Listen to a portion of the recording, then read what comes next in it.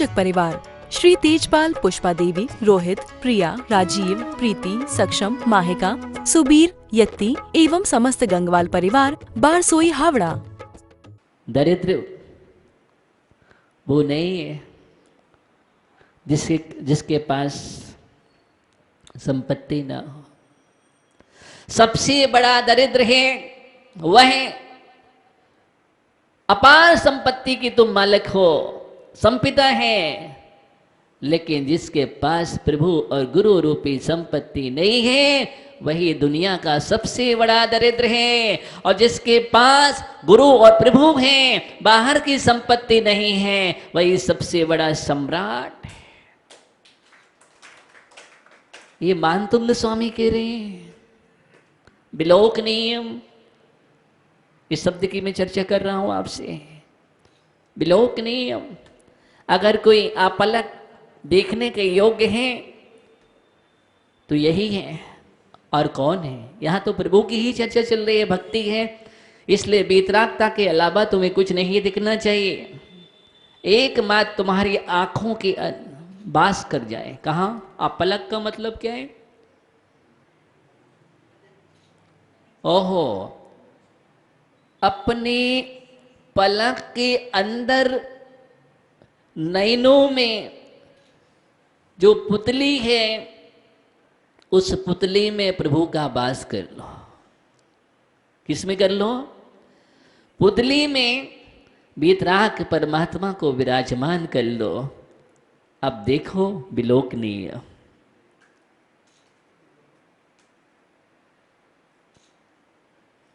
इसलिए आपके नेत्रों में वीतराग परमात्मा होना चाहिए। कितने गजब की बात आचार्य मानतुंग स्वामी कह रहे हैं। एक एक काव्य में इतना रहस्य भर दिया। भगवान की भक्ति की चर्चा जब करते हैं, और एक एक काव्य में न्याय दर्शन की भी चर्चा है, सिद्धांत की भी चर्चा है, और अंत में पंछी लौटे नीड़ में भी, अर्थात विभाव से हटकर के स्वभाव में आने की बात कर रहे हैं। ये अध्यात्म है। ये क्या है? ये अध्यात्म है। और सिद्धांत गिर रहे हैं, कर्म विपाक की बात कर रहे हैं। तुम वीतराग दरबार में रहो, ये तुम्हारा अशुभ प्रगतियों का विपाक चला जाएगा। क्या होगा? चला जाएगा। और जो अभी विष और हलाहल रूप हो रहा था वो घट जाएगा। चतुस्थानियों से द्विस्थानी हो जाएगा, पाप स्थानी जो पाप प्रगतियां हैं, और पुण्य प्रगतियां द्विस्थानी से चतुस्थानी हो जाएंगे। ये कर्म सिद्धांत की बात कर रहा हूं।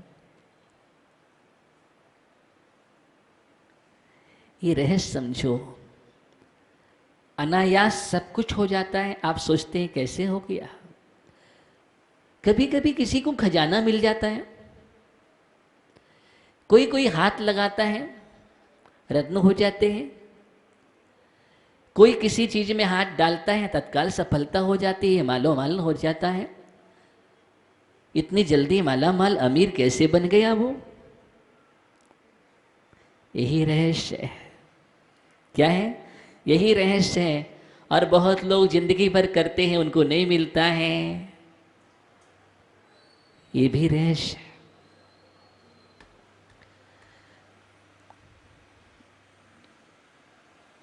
इसलिए भक्ति जो है वो पुण्यानुबंधी पुण्य का कारण होता है। किसके? पुण्यानुबंधी पुण्य। एक तो भक्ति के परिणाम पुण्य के प्रभाव से होते हैं, और उस भक्ति में डूबने से पुण्य वर्णाएं आती हैं। तो पुण्यानुबंधी पुण्य बनता है, और पूर्वबद्ध जो पाप है वो निजरा को प्राप्त हो जाते हैं। आने के लिए जो तैयार है उसका संबर हो जाता है। असंज्ञात गुड़ी निजरा होती है, विशुद्धि का संचार होता है प्रदेशों में, तो परमात्मा बनने का मार्ग प्रशस्त होता है। ये बहुलाभ है। कितने हैं? बहुलाभ है। तो आचार्य भगवान पीत्वा पया शशिकरा दुग्ध सिंधो क्षारम जलम जल निधे अशी तुम कहा इच्छी। कौन इच्छा करेगा? कौन पीना चाहेगा खारे जल को? इसलिए आज से नियम ले लो, हम खारा जल कभी पान नहीं करेंगे। जब मीठा जल है हमारे पास, मीठा जल का स्रोत है, तो फिर हमें जाने की ज़रूरत नहीं है कि हम खारा जल लेकर के आए, पिए और खारे रहें। नहीं, मीठा पियो, मीठा बोलोगे, दिमाग मीठा होगा, विचार मीठे होंगे, आचार मीठा होगा, व्यवहार मीठा होगा, सब कुछ मीठा ही मीठा मिलेगा। और ये मीठा शुगर को नहीं बढ़ाएगा, शुगर लेस है।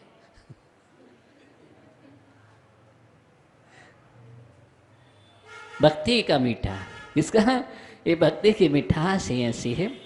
चलते अगला काव्य पढ़ते हैं। यह शांति रागी रुचि भी परमाणु विश्वम,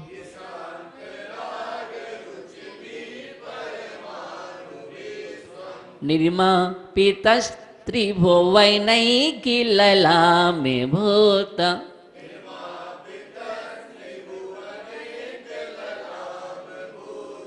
तावन्त एव खलु ते पिण्वः पृथिव्यां,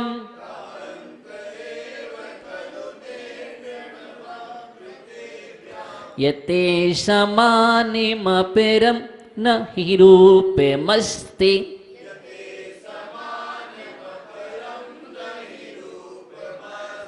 यही शान्तिरागिरुचिभिः परमाणुभिस्त्वम्,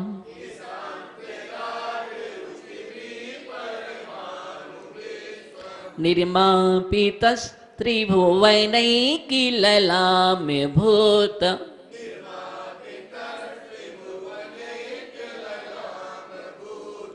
तावन्त एव खलु ते पिण्वः पृथिव्यां,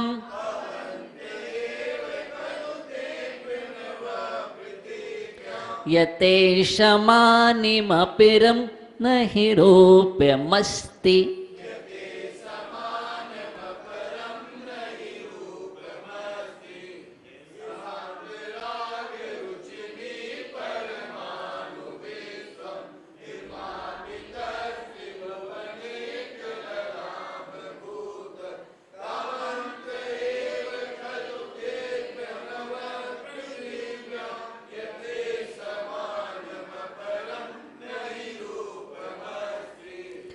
आचार्य मानतुंग स्वामी इसमें भगवान की भक्ति करते हुए कितने गहराई में डूब जाते हैं।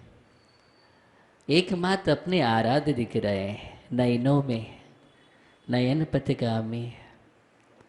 हाँ, मेरे नयनों के पथगामी आप ही हैं। और जहाँ पर नयन है, और नयन भी नए के, और सब कुछ नया नया है, कोई पुराना नहीं है। और भक्ति में जो उद्गार भी हैं वो भी नए नए उद्गार हो रहे हैं। प्रदेशों में आह्लाद और संचार भी नया नया है,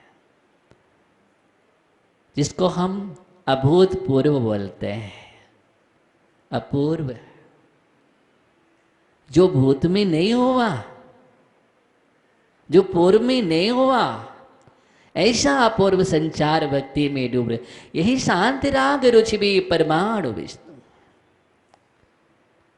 निर्मापितः निर्मापितः परमाणु भी त्वम, त्रिभुवन एक ललाम भूत। त्रिभुवन एक, त्रिभुवन में एकमात्र अद्वितीय आप ही है। त्रिभुवन तीनों लोकों में एक मात्र अगर अद्वितीय अगर कोई है, हे भगवान आप ही हैं। इसलिए आपके समान कोई नहीं है। हे त्रिभुवन में एकमात्र अद्वितीय ललाम भूत, सौंदर्य धारक। ललाम माने सुंदर। कौन है? आप। सौंदर्य धारक, सौम्य मूर्ति धारक भगवान। यही शांत राग, यही ओहो जो या जिन शांतराग शांत भावों के धारक कांति वाले, रुचि भी सुंदर, रुचि भी माने सुंदर, परमाणु भी परमाणुओं से, सुंदर परमाणुओं से त्वम आप निर्मापितः बनाए गए हैं। आपका निर्माण कैसे हुआ, आपकी संरचना कैसे हुई, सुंदर परमाणुओं से हुई है। और वो भी ऐसे परमाणु जो उतने ही थे, क्या कहने जा रहे हैं आगे, और सुंदर परमाणु थे, सौंदर्य धारक, और वो भी शांत भाव, ऐसे परमाणु नहीं थे, अशांत परमाणु नहीं, शांत परमाणु, प्रशांत परमाणु। उन परमाणुओं से आप बनाए गए हैं। आपकी देह, आपकी देह, ये देह के माध्यम से स्तुति हो रही है, और व्यवहार में स्तुति है कि देह के माध्यम से जब हम स्तुति करते हैं, ऐसा आचार्य कुंदगुन स्वामी भी लिखते हैं। एक व्यवहार स्तुति होते हैं और एक निश्चय स्तुति होते हैं। तो जब हम बाहर के सौंदर्य का वर्णन करते हैं कि देखो देह का भी कितना सौंदर्य था, और वो सौंदर्य कहेंगे तो किसका था, शांत राग परमाणु से बना था। राग के परमाणु नहीं कहे, क्या कहने जा रहे हैं, वो परमाणु भी बीतरागी थे। कैसे थे, वो परमाणु बीतरागी थे, इसलिए बीतरागी शांत परमाणुओं से ही आपके देह की संरचना हुई है। ऐसे परमाणुओं से बनाए गए तुम माने आप थे। और क्या कहने जा रहे हैं, तावंत एव खलु ते प्रवाह पृथिव्या ते अपि अड़वाह, ते अपि अड़वाह, ते माने भी, अड़वा माने परमाणु, अपि माने भी, खलु माने निश्चय से, अपि माने भी, खलु माने निश्चय से, अड़वा माने परमाणु, ते माने भी, ठीक है। ते अपि खलु परमाणु, निश्चय से, तावंतः, तावंत माने उतने, तावंतः उतने, यो ही थे, उतने ही थे, एकदम फिक्स थे, ज्यादा नहीं थे कि कोई और का निर्माण हो सके, नहीं, उतने ही परमाणु थे जितने आपके शरीर में लग गए हैं।